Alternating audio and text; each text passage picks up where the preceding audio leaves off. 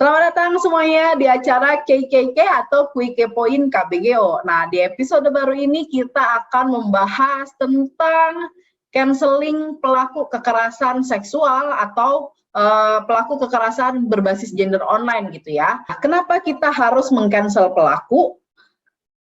Di media sosial kita lihat ya, banyak situasi-situasi orang-orang menceritakan kasus kekerasan berbasis gender online yang dialami atau kasus kekerasan seksual yang dialami, tetapi kemudian respons dari netizen kok agak gimana ya, kesannya mencoba tidak berpihak kepada korban atau pelaku yang sama-sama mungkin tidak dikenal oleh para netizen, tetapi kok kesannya sebenarnya itu lebih ke membela pelaku ya.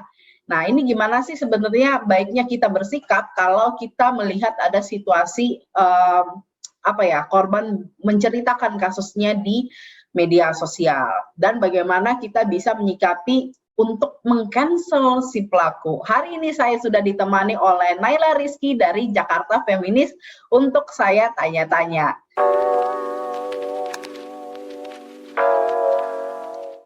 Halo, nah ini kita udah kedatangan narasumber dari Kui Kepoin KBGO, ada Naila Rizky dari Jakarta Feminis. Halo Naila, apa kabar? Halo, kabar baik Ellen. Kalian teman-teman semua apa kabar? Semoga para penonton KKK atau Kui Kepoin KBGO juga dalam kondisi baik-baik aja ya. Nah, kita mungkin boleh kenalan dulu kalian nih, Kak Naila dengan teman-teman KKK. Oke, halo teman-teman KKK, terima kasih udah diundang di podcastnya teman-teman. Perkenalkan aku Naila, saat ini aku bekerja sebagai advokasi officer di Lintas Feminis Jakarta. Topik hari ini tuh seru banget, Nay. Kita akan ngomongin bagaimana kita bisa menyikapi kasus-kasus kekerasan seksual yang viral di media sosial, dan bagaimana kita bisa meng-cancel pelaku kekerasan berbasis gender online yang di-out gitu ya, yang di-spill informasinya di media sosial juga, karena mungkin banyak yang bingung kali ya dalam merespons situasi tersebut, sehingga kadang-kadang responsnya itu adalah cenderung netral, atau ya kalau kita ngomong netral berarti dia biasanya berpihak pada pelaku justru ya, bukan kepada korban. Nah, ini yang nanti akan kita bahas di episode ini. Seru nih pembahasannya nih. Oke. Sebenarnya mungkin kita mulai dari awal. Kalau ada kasus kekerasan seksual di media sosial, ada nggak sih cara yang tepat untuk netizen menyikapi hal ini? Apakah harus langsung canceling pelaku atau bagaimana? Oke, ini emang lagi ngetren ya, bukan ngetren sih istilahnya, tetapi emang banyak sekali korban yang kemudian memilih jalur bercerita di sosial media untuk mendapatkan bantuan sebenarnya kan ya, karena emang menurut aku korban-korban yang kemudian memutuskan untuk speak up lewat sosial media, mereka itu sudah nggak punya jalan lain untuk bisa mendapatkan bantuan entah untuk pulih ataupun misalnya untuk dapat keadilan. Nah, kalau kita lihat dari intensinya si korban sendiri bercerita ke sosial media adalah misalnya untuk dapat bantuan, maka sebenarnya respon kita adalah menawarkan bantuan dong harusnya, bukan kemudian misalnya mempertanyakan kebenaran ceritanya misalnya yang biasanya juga ramai ya terjadi di sosial media gitu, di mana netizen lebih kepo sama kasusnya gitu kan, atau misalnya fokus pada pelakunya nih, ya langsung cancel aja pelaku. Sebenarnya yang perlu kita tanyakan kembali adalah kenapa ya korban harus bercerita ke sosial media? Apa ya yang dibutuhkan oleh korban? Seenggaknya tanya dulu ke diri kita, gitu. Terus kemudian tanya lagi, gue perannya apa sih di sosial media ini bagi korban? Gue di kasus korban ini apa sih sebenarnya gitu kan? Nah itu menurutku membuat membantu kita netizen ataupun publik itu lebih bijak dan lebih adil bersikap kepada korban ketika kita nanya dulu ke diri kita sendiri. Kenapa ya kita penting untuk komentar soal kekerasan seksual ini, apa ya dan lain sebagainya itu. Dan yang terpenting adalah mempertanyakan kira-kira korban ini butuh bantuan apa sekarang gitu. Nah, kalau misalnya teman-teman kenal dengan korban gitu kan, ya teman-teman mungkin bisa dengan mudah menawarkan bantuan. Tapi kalau misalnya kita beneran asing sama korban gitu ya, dengarkan aja apa yang diceritakan oleh korban, dan kalau kita tahu informasi soal layanan, bantuan bagi korban, ya kita tawarkan kepada korban.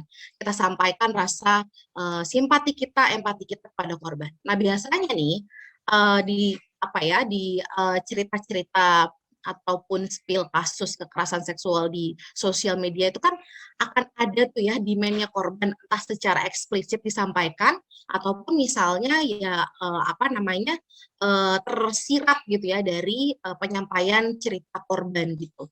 Nah, dari situ mungkin kita juga bisa merespon kira-kira kebutuhan korban apa. Misalnya korban bilang gitu kan, aku udah nggak tahu lagi mesti ngapain, dia masih kerja, dia masih ada di lingkungan kita dan lain sebagainya.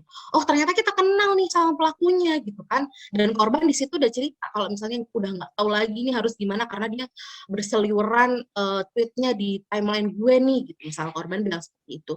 Maka kalau kita kenal, entah kita kenal sama korban atau kita kenal sama pelaku, kita harus sensitif terhadap permintaan korban itu tadi, kebutuhan korban itu tadi. Oh, berarti ada kebutuhan buat enggak apa ya, mengekspos pelaku di radarnya korban.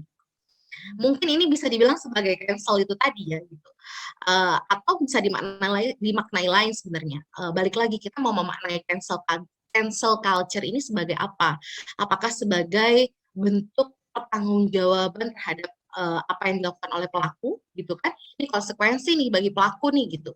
Atau misalnya justru cancel culture-nya cuman sebagai apa ya, orang-orang tuh cuman FOMO aja nih, cuman jadi bagian dari mentalitas mob nih. Oh, ayo kita rujak rame-rame si pelaku nih. Terus kemudian kita lupa lagi tuh ke pertanyaan awal, apa sih sebenarnya kebutuhan korban gitu kan. Kita lebih fokus sama, ya udah rujak aja pelaku nih, kita cancel pelaku gitu. Tapi kalau kita misalnya dari awal sudah bertanya apa kebutuhan korban dan kita ngelihat bahwa oh ternyata korban nggak mau terekspos dengan pelaku dan lain sebagainya, maka justru kita nggak sering-sering nyebut nama pelaku di sosial media gitu. Apa namanya, kita berusaha meminimalisir ke apa ya, resiko korban mengalami trauma misalnya seperti itu. Nah, itu juga apa namanya, salah satu respon yang mungkin justru kebalikan dengan respon publik pada umumnya gitu ya, yang kemudian kalau ada kasus ini dicari ini pelakunya siapa gitu. Kita kan nggak tahu gimana korban perasaannya ketika misalnya kasusnya viral dan kemudian nama pelaku disebut-sebut terus gitu kan, kita juga nggak tahu dampaknya seperti apa. Nah, baiknya kita melihat situasi itu, kita observasi kondisi korban lewat entah itu Twitternya, entah itu postingan Instagramnya, sejauh mana nih kita bisa paham nih ya kebutuhan korban tuh apa gitu. Kalau misalnya kita nggak paham kebutuhan korban apa, bantu korban aja untuk apa namanya dapatkan layanan atau apa namanya ya, bantuan yang lebih spesifik untuk korban gitu. Nggak ada cara yang misalnya bisa dipakai untuk apa ya, respon satu yang bisa dipakai untuk semua jenis kekerasan seksual gitu ya, nggak ada. Kayaknya kita perlu lihat konteks dari apa situasi korban maupun juga situasi kasusnya. Profil pelaku itu juga bisa berpengaruh terhadap gimana sih kita merespon kasus kekerasan seksual yang terjadi gitu kan. Profil korban, profil pelaku, situasi atau apa namanya pola kekerasan seksual itu juga sebenarnya berpengaruh terhadap respon orang lain terhadap kasus kekerasan seksual. Jadi tergantung konteksnya kita apa namanya merespon sebuah kekerasan seksual di sosial media. Tapi yang paling penting adalah satu menurut aku, kita perlu punya apa ya istilahnya ya, awareness soal kondisi korban, itu sih. Kalau kita menemukan kasus kekerasan seksual di media sosial, diceritakan di media sosial, justru mungkin awalnya itu tidak berfokus menghukum pelaku atau mencari tahu pelaku siapa, tetapi berfokus pada kebutuhan korban. Kira-kira begitu ya aku tangkap, benar nggak, Nay? Benar. Karena nantinya juga apa namanya, kalau misalnya salah satu kebutuhan korban adalah menghukum pelaku, itu juga akan keluar kok, gitu kan. Kalau kita misalnya lebih apa namanya lebih fokus pada atau berorientasi pada kebutuhan korban, nanti kan kelihatan, oh korban ternyata butuh layanan bantuan hukum untuk laporin si pelakunya nih. Nah, itu kan juga jalan untuk memberikan hukuman kepada pelaku kan. Jadi orientasi sikap kita gitu ya adalah berfokus pada kebutuhan korban. Thank you for that reminder, Naila. Nah, Mungkin kalau misalnya kita menghadapi situasi pelakunya juga turut beropini gitu ya di media sosial yang kemudian membuat netizen jadinya menyudutkan korban, atau netizen kemudian jadi wah meragukan keterangan korban. Nah ini kira-kira sikap kita baiknya seperti apa, Nay? Sikap kita baiknya adalah yang pertama menurut aku jangan menempatkan diri kita sebagai polisi, ya. Jangan menempatkan diri kita sebagai orang yang perlu menginvestigasi, membuktikan mana yang benar dan mana yang salah dan mana yang perlu dibela, gitu ya.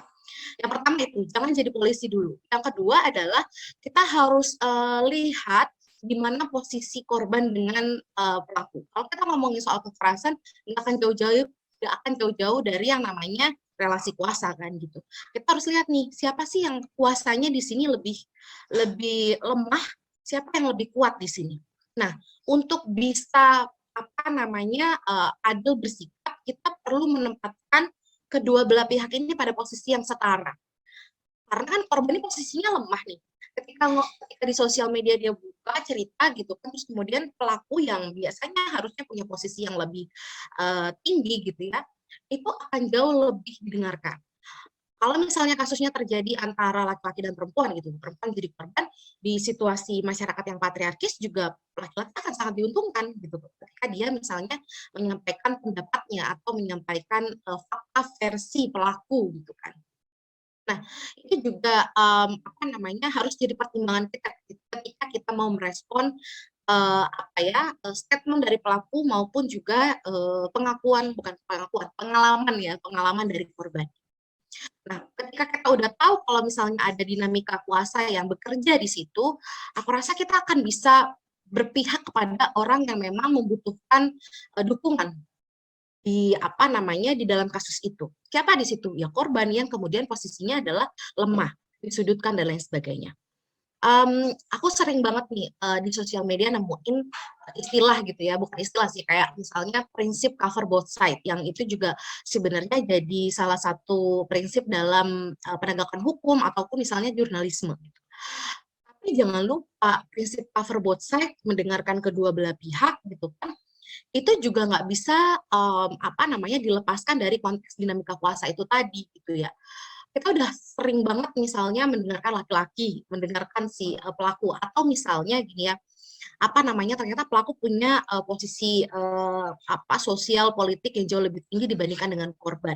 Maka kita perlu menempatkan korban pada posisi yang setara dulu untuk kemudian bisa membuat yang namanya si cover both side. Gimana caranya menempatkan perempuan dalam posisi yang setara dengan si pelaku? Ya pertama, percaya dulu sama korban, dukung dulu korban nih, sampai dia bisa punya posisi tawar yang sama pelaku gitu. Kalau misalnya korbannya udah disudutkan gitu kan, kita lebih dulu menyampaikan objektivitas terhadap pelaku gitu misalnya, itu kan memperkuat posisi pelaku, ya korban makin lemah. Nah, gimana caranya kita perkuat nih korban dan posisinya benar-benar setara sama pelaku, dan orang-orang yang punya kepentingan untuk melakukan si cover both side itu tadi, itu bisa berpikir lebih adil lagi gitu kan.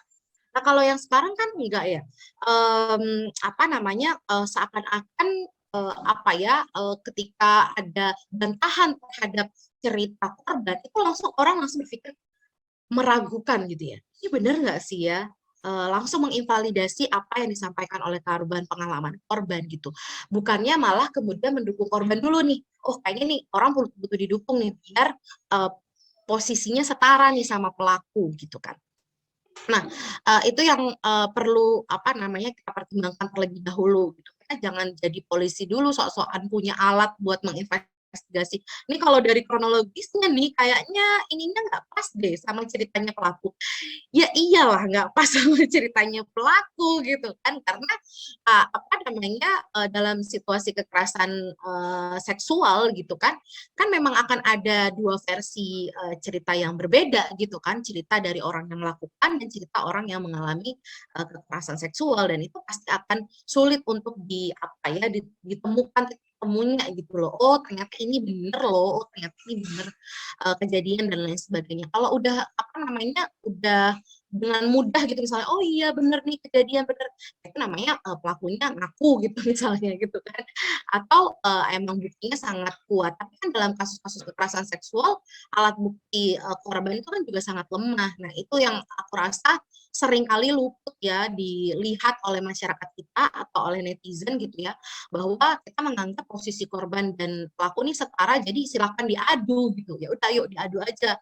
Kamu mana nih bukti-bukti kamu mana buktinya? Yuk diadu bener apa enggak. Padahal kan posisinya nggak setara. Bisa jadi korban nggak punya bukti-bukti yang kuat, sementara pelaku nggak harus membuktikan apa-apa. Nggak ada tuntutan kan pelakunya untuk membuktikan bahwa benar nggak kamu melakukan kekerasan seksual itu, enggak gitu, dia cuma tinggal menolak aja, terus kemudian fokusnya lagi ke korban, bener nggak yang kamu ceritakan, soalnya pelaku ngomong gitu loh, seakan-akan kita sedang melakukan cover both side, padahal kita nggak sedang melakukan itu gitu. Ini sangat-sangat menarik ya, karena ya itu tadi ketika kita mencoba untuk sikapnya objektif gitu ya, apalagi netizen kemungkinan besar tidak mengenal keduanya, atau mungkin di banyak situasi justru lebih mengenal pelakunya ya, karena bisa jadi pelakunya adalah tadi karena dia memiliki kuasa, bisa jadi dia adalah seorang publik figur atau seseorang yang memang sudah terpandang atau memiliki posisi-posisi yang lekat di hati masyarakat gitu ya. Jadi bahwa cover both side itu harus menyetarakan kedua belah pihak terlebih dahulu sebelum kemudian bisa melakukan cover both side. Ini menurutku ini statement yang menarik ya, karena ada kecenderungan orang menyampaikan atau warganet merespon situasi ini, situasi kekerasan seksual di media sosial itu dengan komentar seperti kalau korbannya tidak mengupdate situasinya dalam waktu panjang, maka korbannya itu sedang kabur. Maka situasi sebelumnya dia bercerita tentang kasusnya di media sosial, itu dianggap sebagai cerita untuk pansos, panjat sosial gitu ya. Apalagi misalnya kalau berhadapan dengan pelaku yang publik figur gitu ya, kesannya emang korban melakukan pansos. Jadi ini situasi yang merugikan sebenarnya ya, seakan-akan semua tanggung jawab pembuktian itu ada di korban. Pelaku hanya cukup menolak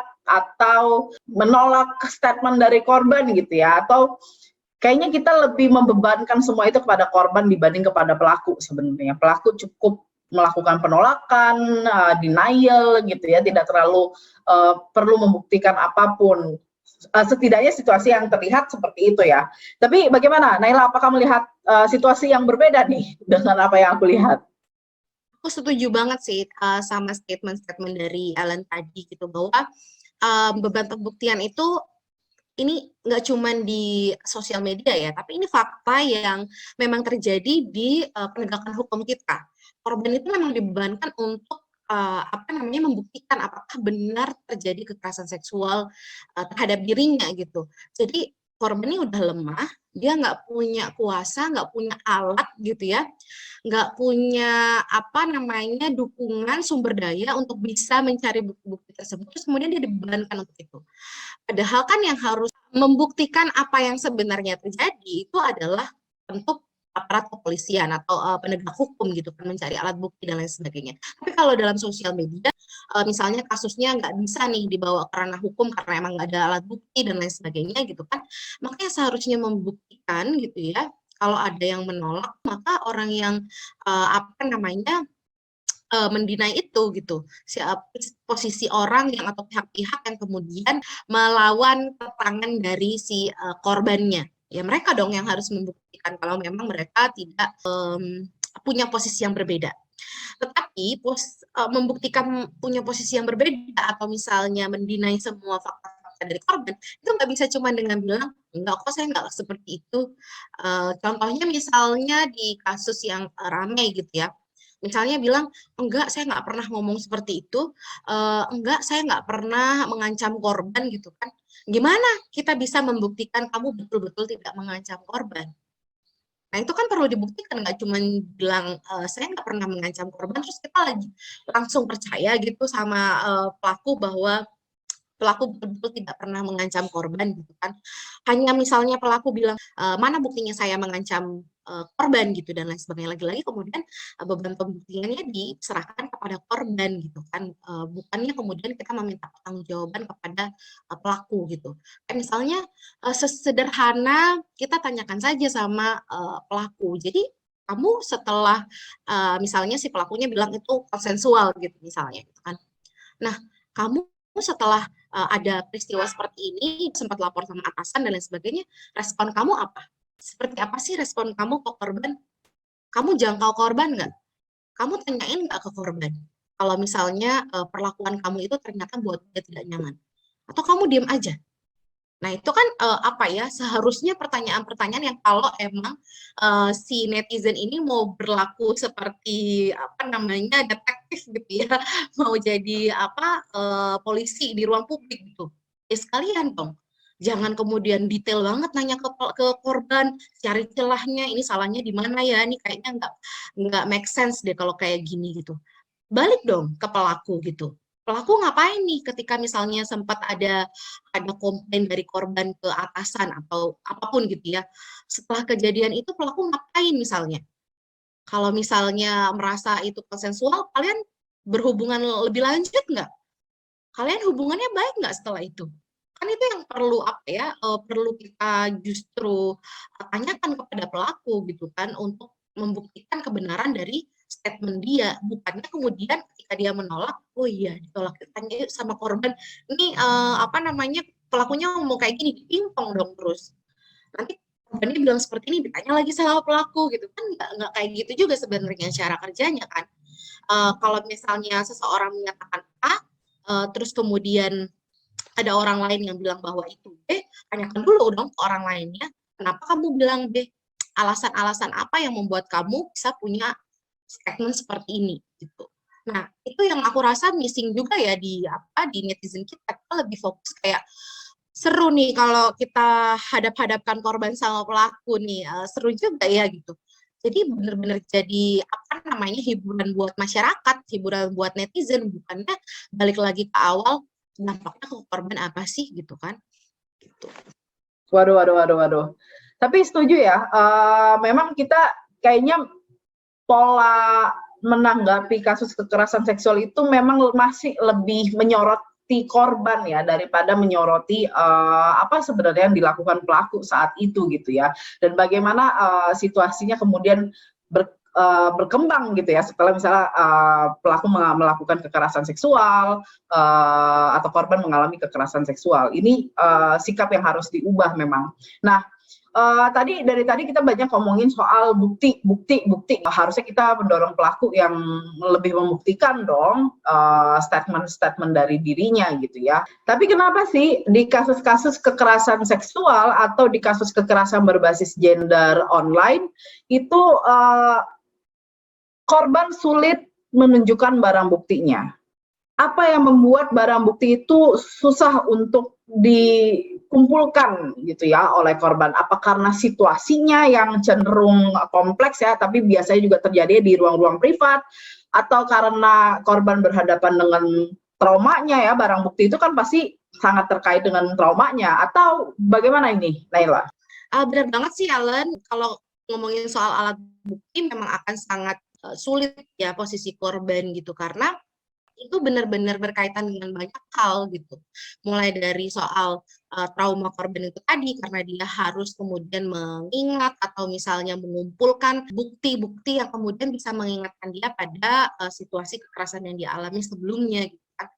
Belum lagi misalnya juga tadi ya Ellen sudah sebutkan terjadi di ruang privat yang mana juga nggak ada saksi-saksi yang bisa menyaksikan kejadian itu seperti apa gitu kan. Lalu kemudian bisa juga ada ancaman-ancaman yang dilakukan oleh pelaku yang membuat korban jadi nggak tahu harus ngapain dan bahkan mungkin malah menghilangkan barang bukti karena memang itu permintaan dari pelaku, itu juga banyak terjadi. Pelaku apa namanya mengancam korban untuk misalnya entah menghapus chat, entah apa namanya datang ke tempat korban untuk menghapus jejak kekerasan yang dialami oleh korban dan lain sebagainya. Nah itu kan juga apa namanya situasi yang kemudian membuat korban nggak bisa punya apa bukti yang kuat untuk membuktikan pengalaman yang dialami sebagai korban kekerasan seksual gitu kan. Dan ketika dia kemudian sudah ada di situasi yang sulit itu, beban untuk membuktikan itu menjadikan korban ada di posisi yang sangat rentan sekali gitu. Kenyataannya atau kesaksiannya akan diragukan gitu kan, karena dia nggak punya alat bukti, dia sudah susah payah untuk mengumpulkan bukti-bukti tersebut, sementara pelaku ya dengan mudahnya gitu ya bisa lepas dari semua tanggung jawab yang seharusnya dibebankan kepada dia sebagai pelaku kekerasan seksual gitu kan. Nah, ini yang apa ya, situasi yang menurut aku sulit. Dan satu lagi ya menurutku kalau ngomongin soal bukti gitu ya, seperti sebanyak apapun bukti yang dimiliki oleh korban, kalau masyarakat kita masih punya budaya yang menyalahkan korban, bukti itu akan diinvalidasi lagi oleh masyarakat gitu loh. Ini doang gitu, yang benar cuman ini aja, cuman dari chat ini aja. Apapun gitu kan, bukti-bukti yang dimiliki korban akan ada celah yang dicari oleh masyarakat yang cenderung menyalahkan korban gitu ya, tidak percaya korban gitu. Maka semua yang dilakukan oleh korban akan menjadi sangat apa ya, aku bingung mau bilang sia-sia, sebenarnya nggak ada yang sia-sia, tapi akan jadi berat gitu lah ya buat korban gitu. Selama sikap masyarakat masih invalidating ya, masih menginvalidasi pengalaman korban, rasanya kita tidak akan bisa move on ke langkah selanjutnya gitu ya. Makin berat nih ini percakapan kita.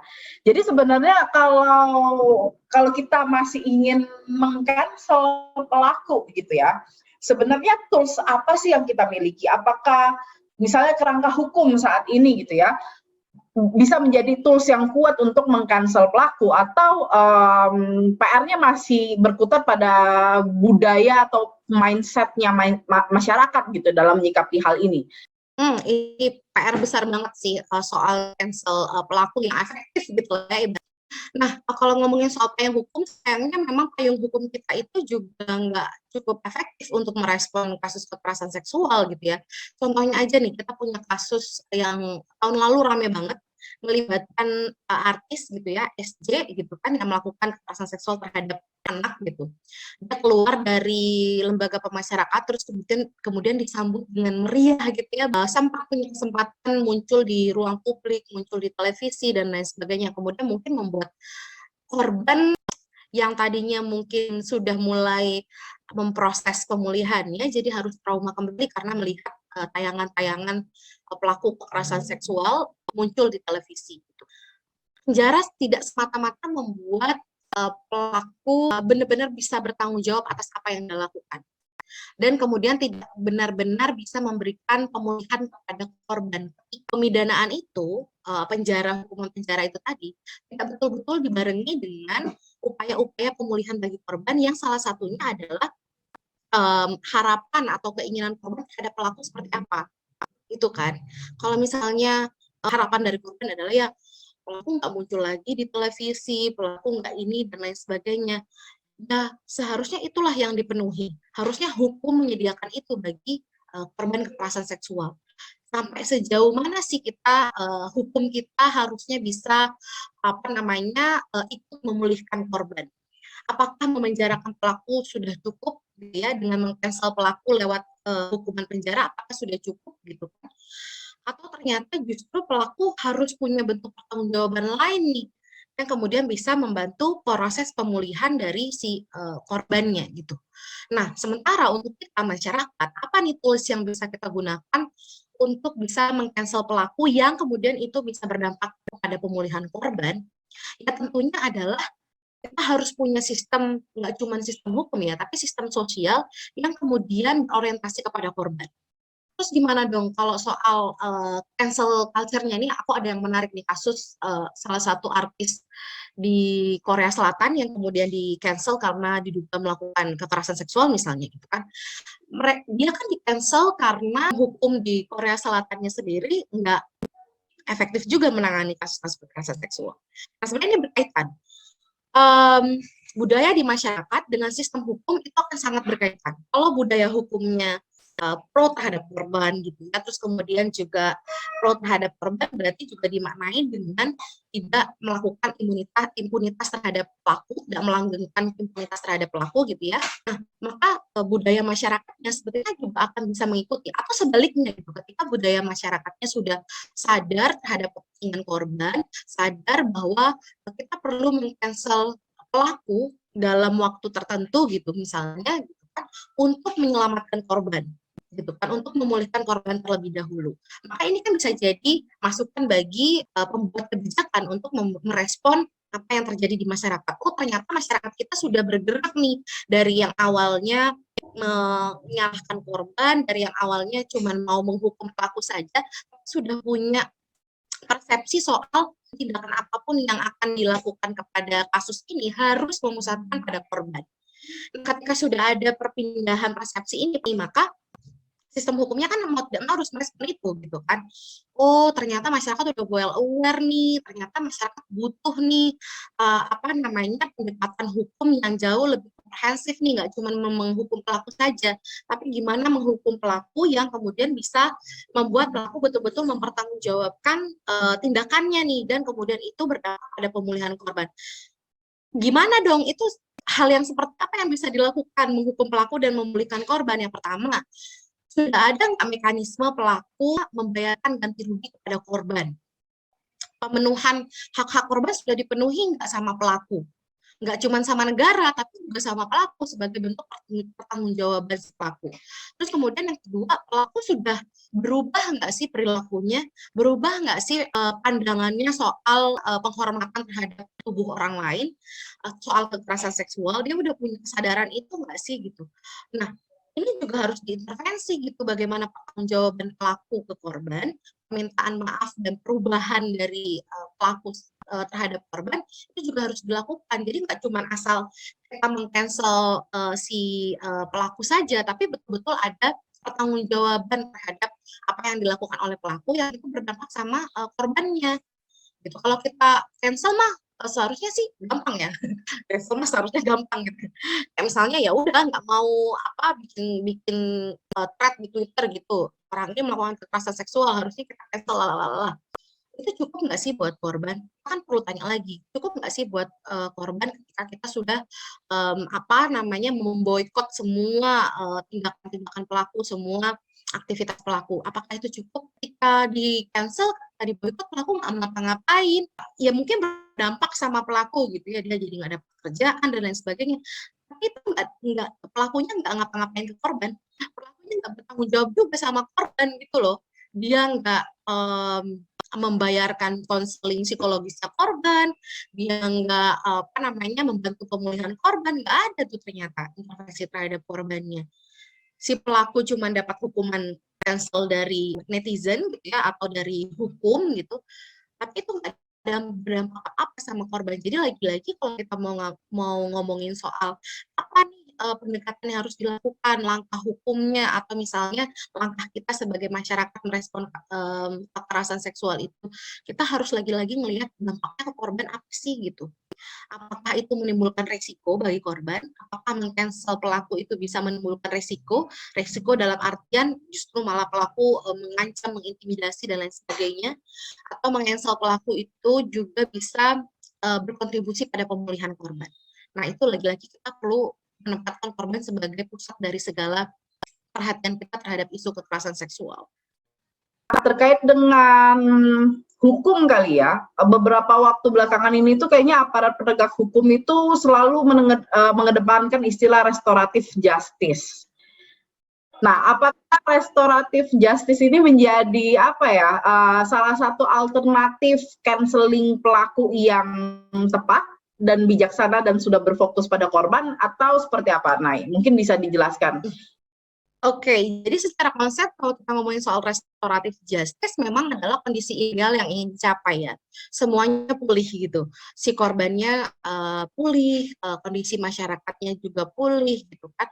Termasuk juga pelaku. Pelaku bukan kemudian berarti pulih ya, tetapi pelaku kemudian punya kesadaran gitu ya soal apa yang dia lakukan gitu. Nah, ini idealnya restoratif justice seperti itu.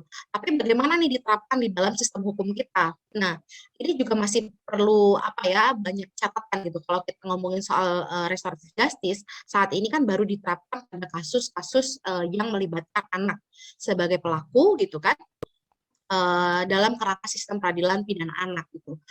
Dan atau misalnya juga diterapkan pada kasus-kasus tindak pidana yang ringan gitu ya, yang kerugian korbannya ringan, bisa apa namanya, diganti oleh pelaku gitu kan. Nah, baru diterapkan di kasus-kasus seperti itu. Nah, bagaimana kalau misalnya ini diterapkan pada kekerasan seksual, pada kasus kekerasan seksual? Karena kan yang sebenarnya ingin dicapai itu ya, semuanya menjadi pulih pada akhirnya gitu ya, keadilan yang memperbaiki situasi gitu lah. Nah, kita lagi-lagi nggak bisa kemudian melihat situasi yang ideal ini serta-merta diterapkan pada situasi yang belum ideal sekarang gitu ya. Konsep yang ideal itu diterapkan pada situasi yang belum ideal seperti saat ini. Gimana kita bisa loncat langsung pada mekanisme restoratif justice yang memungkinkan adanya rekonsiliasi antara korban dengan pelaku ketika kita belum punya sistem hukum yang betul-betul bisa meminta pertanggungjawaban pelaku tindak pidana gitu loh. Sistem hukum kita kan masih lemah, mulai dari hukum acaranya masih tidak berpihak kepada korban dan lain sebagainya gitu. Jadi kalau kita melihat sistem hukumnya masih sangat berpihak kepada pelaku justru karena memang hukum acara pidana kita menjamin hak-hak pelaku, tidak menjamin hak-hak korban. Jadi akan sangat sulit kita menerapkan kerangka restoratif justice ketika melihat sistem hukumnya yang justru malah tidak mendukung korban gitu, justru tidak berpihak pada korban. Kita harus punya sistem hukum yang berpihak kepada korban terlebih dahulu, punya masyarakat yang berpihak kepada korban kekerasan seksual, atau punya kesadaran soal kekerasan berbasis gender dan seksualitas terlebih dahulu, untuk kemudian bisa menerapkan restoratif justice di dalam sistem penanganan kasus kekerasan seksualnya. Gitu. Tapi kalau misalnya kita membayangkan gitu ya si konsep restoratif justice ini bisa membantu korban ataupun juga menjadi jalan alternatif selain meng-cancel pelaku gitu ya.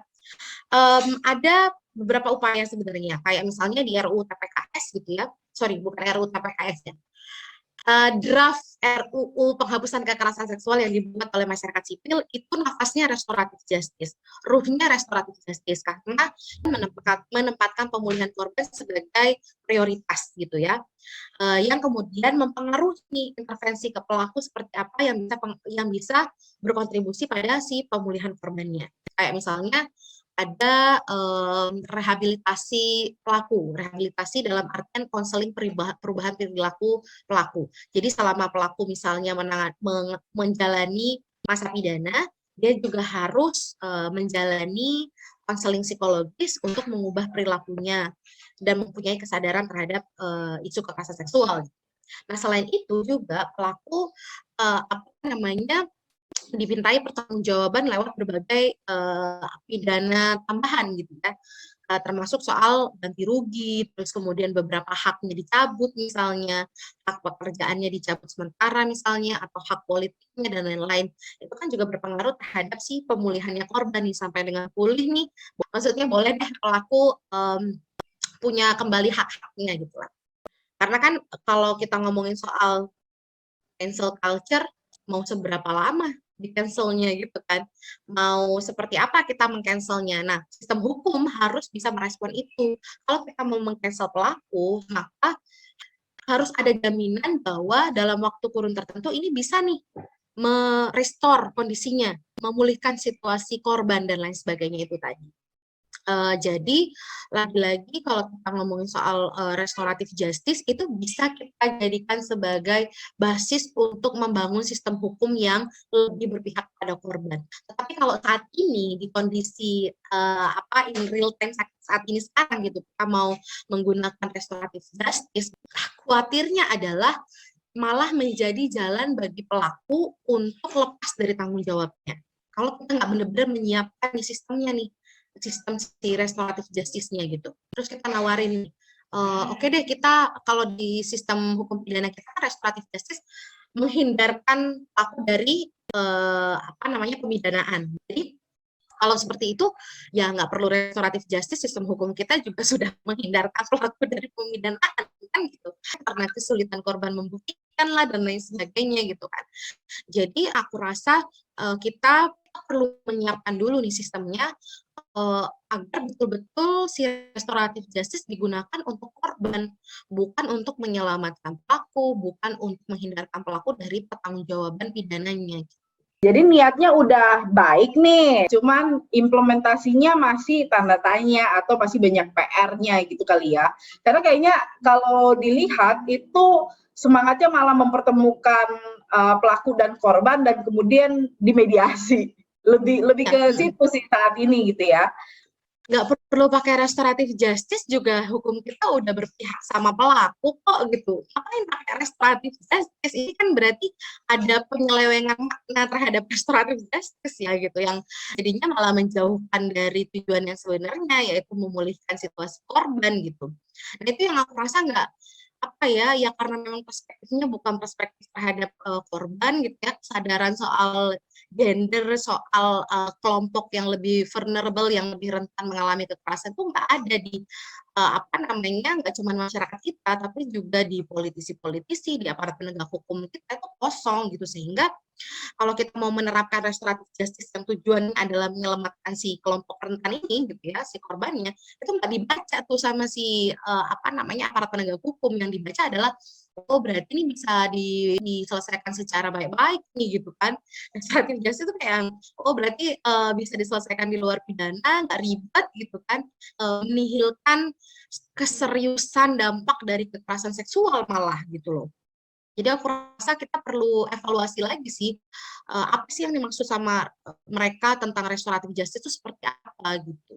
Karena kalaupun misalnya pelaku dan korban dimediasi, itu kan tidak membuat relasi mereka menjadi setara lalu kan ya. Karena bisa jadi setelah mediasi itu pun pelaku masih melakukan retaliasi mungkin ya, karena sudah kesel dia harus dibebani dengan berbagai macam situasi dimediasi dengan korban gitu. Maksudku aku juga melihat ada tendensi seperti itu ya, bahwa pelaku kemudian masih ingin mencecar korban biasanya. Tapi mungkin itu bisa jadi diskusi selanjutnya ya, karena kalau ngomongin pelaku sebenarnya aku sendiri tidak paham apa yang kemudian memotori pelaku melakukan kekerasan seksual itu sendiri gitu. Bagaimana kita meng-cancel pelaku? Kita perlu menempatkan dulu sebenarnya cancel ini sebagai bentuk pertanggungjawaban dari si pelakunya. Nah, bukan cuma sekadar bentuk pertanggungjawaban, tapi juga konsekuensi dari apa yang dia lakukan. Tetapi selain kita menuntut ya pertanggungjawaban dari pelaku, kita jangan lupa bahwa ada korban yang kemudian akan mengalami dampak dari apapun yang kita lakukan. Apakah cancel ini bersumber dari kebutuhan korban? Apakah memang korban menginginkan adanya si cancel terhadap pelaku gitu kan?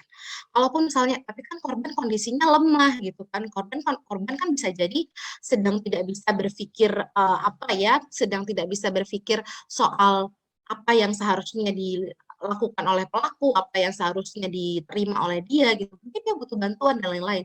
Kenapa? Pulihkan dulu korbannya. Bantu dulu pulihkan korban, bukan berarti kemudian intervensi pelaku itu dilakukan belakangan, tetapi sembari dengan melakukan pemulihan terhadap korban, kebutuhan-kebutuhan korban itu perlu diakses. Apa nih kebutuhan korban terhadap pelaku dan lain sebagainya. Maka intervensi terhadap pelaku setidaknya itu berbasis atau berdasarkan pada kebutuhan korban. Oh, menurut korban, kalau misalnya yang terjadi di ruang kerja, oh kalau menurut korban lebih baik pelaku bisa spend dulu nih, biar korban bisa balik kerja dulu, biar pulih dulu gitu, biar bisa dicari jalannya gimana nih penyelesaiannya. Nah itu dibutuhkan untuk dilakukan sesegera mungkin nih kalau memang kebutuhan korbannya adalah meng-cancel pelaku dari tempat kerja terlebih dahulu. Jadi lagi-lagi harus dilihat apakah ini bisa berkontribusi pada pemulihan korban atau tidak gitu. Apakah ini memberikan resiko, memberikan dampak yang buruk bagi korban atau tidak ketika kita melakukan itu. Apakah ada retaliasi nantinya dari pelaku ketika kita cancel culture ini diberlakukan kepada pelaku. Gimana nih sistem dukungan bagi korban? Kita perkuat dulu sistem dukungan bagi korban. Kita jamin dulu keamanan korban, kita jamin dulu keselamatan dan pemulihan korban. Sembari kemudian kita juga melakukan intervensi terhadap pelaku. Karena memulihkan korban itu pasti juga dengan salah satunya mengintervensi pelaku. Entah itu menuntut pelaku untuk mengakui permintaan maaf gitu ya, pelaku berhenti melakukan kegiatan yang mungkin bisa dilihat ataupun ada di sekitar korban, menjauhi korban terlebih dahulu misalnya dan lain-lain. Itu juga bagian dari pemulihan terhadap korban. Jadi kita nggak bisa melihat cancel culture semata-mata penindakan ataupun hukuman bagi pelaku, tetapi kita harus lihat itu sebagai bagian dari pemulihan korban. Maka kita nggak akan semena-mena aja nih, sesuka kita aja, udahlah rujak aja pelaku dan lain sebagainya. Kita pasti akan mempertimbangkan kebutuhan korbannya apa, yang menurut korban itu terbaik buat korban. Baik, terima kasih Naila. Kembali ya, fokus kita adalah pada kebutuhan korban. Jadi, canceling pelaku pun harus memperhatikan hal tersebut. Terima kasih teman-teman yang sudah menyimak Wikepoin KBGO episode kali ini. Semoga kita akan berjumpa di episode lainnya. Kegiatan ini merupakan bagian dari program DRE atau Digital Rights Education yang mendapatkan dukungan dari UK Government Digital Access Program dari British Embassy Jakarta. Terima kasih dan sampai jumpa di acara-acara Wikepoin KBGO selanjutnya. Dadah!